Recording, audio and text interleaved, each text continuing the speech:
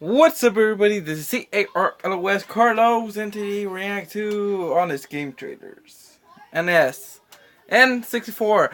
I believe I had this console when I was a kid. I had Super Nintendo as well. And I believe I didn't get the GameCube. That was the only one that I didn't get, was the GameCube. My friend who lived across me did have a GameCube, and we played Super Smash Bros. On his when he had his birthday party. So, and there were twins. So, wait now. I'll put the original video in the description below. And let's get into the video. This came out yesterday. So let's get into it. Some good old nostalgic. The following trailer is rated H for honest. In an era where almost all video games were about moving from left to right until you were out of continues, get ready for a new generation of gaming as you leave the beautifully rendered, hand-drawn art of the 2D consoles behind and enter a brand new dimension of 3D games that all look like a 5-year-old's art project. Nintendo 64. Discover brand new ways to be terrible at video games as they make the ultimate transition from a thing that anyone can pick up and understand to an arcane art mostly mastered by 12-year-olds, as the N64 forces your brain to navigate 3D spaces with a digital avatar for the first time. Shift the camera not to be constantly behind a wall, and grapple with platforming that suddenly involves depth perception, causing most adults to swear off gaming for life immediately, so they don't get mocked by their own children for sucking ass at Mario. Because if you beat your father at Mario Kart, you're the dad now.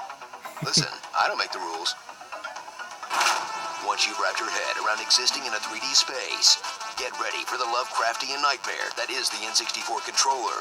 A device clearly designed by aliens with only the vaguest idea of what human hands look like, as Nintendo ramps up from 6 buttons and 1 directional pad to 9 buttons, 4 of which are also a D-pad, and 1 slapped on the back, a 3rd prong for the mutated arm that comes out of your chest, and an analog specifically rigged to destroy your palm when you play that one Mario Party minigame. In the closest actual video game controllers have come to looking like the ones from existence. Say what you will about the 64 controller, but at least you don't have to plug it into your spine. Experience the dawn of the modern era of Nintendo, as the N64 kicks off a grand tradition that lasts until this day, of console libraries with a few undeniable first-party classics that redefine their genres entirely and push their platforms to the absolute limit. Rounded out with a third-party catalog that's harder to go back to than the week-old pizza in the corner of your room. In a console that largely ignored the edgy adult themes that dominated the PlayStation, giving you bright, vibrant colors even in the first-person shooters, and more quirky mascot platformers than you can shake a collectible at. And God help you if you wanted to play an RPG. After Paper Mario, best thing you had is Quest 64, a game so generic they didn't even name it. Experience the true power of the Nintendo 64, the 4 controller ports on the front, and wrap yourself in the nostalgic blanket of split-screen multiplayer memories, as the N64 fosters a brand new generation of lasting friendships in college dorms and living rooms across the world, forged in the crucible of Mario Kart, GoldenEye, Smash Brothers, and the unspeakable hellmouth that is the Mario Party series, as well as bitter rivalries caused by the long obsolete practice of screen looking, where letting your eyes stray from the 1/4 of your 14-inch TV screen that your character was on for even a minute was punished with severe censure from your opponents for being cheap and lame, and maybe even earned you a well-deserved kick to the balls. Also, no odd job, that's for babies. So mash those C buttons, slam that vibrating box in the back of your controller, and take a triple jump down memory lane for a legendary console that lives on in the minds of the people that grew up with it as one of the greatest gaming experiences of all time, and literally no one else. Because even if the gameplay is still good, playing them nowadays feels like rubbing your eyes on a cheese grater.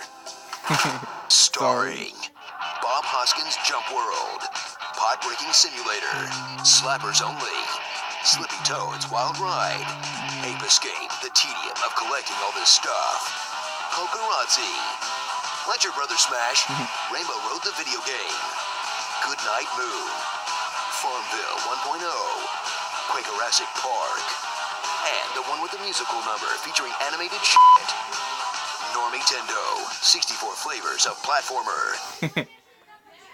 You know, cartridges may have been behind the times even then, but nothing beats the feeling of blowing into one of those suckers and having it magically work. Comment below on what you want me to read in my epic voice. Roses are red, violets are blue.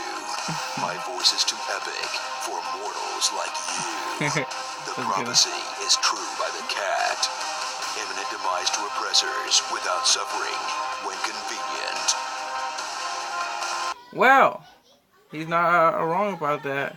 Right now, it was very popular with Super Smash Bros. And Nintendo 64 game, The Legend of Zelda one, Mario Party. Yeah, started right there. Mario Kart, that was a huge thing too as well. He had mostly everything correct about the N64. Nowadays, like if you're born like in that generation, most people would say it's the best like game system. Some say Super Nintendo, but hey, you can't be well, you can't beat them just join them. But it's true right now. Like it was hard when you were a kid because there were small TVs and they're like split 4 screen. It was hard like to see your character with the small TV. Now we have the huge TVs and it's easier for us.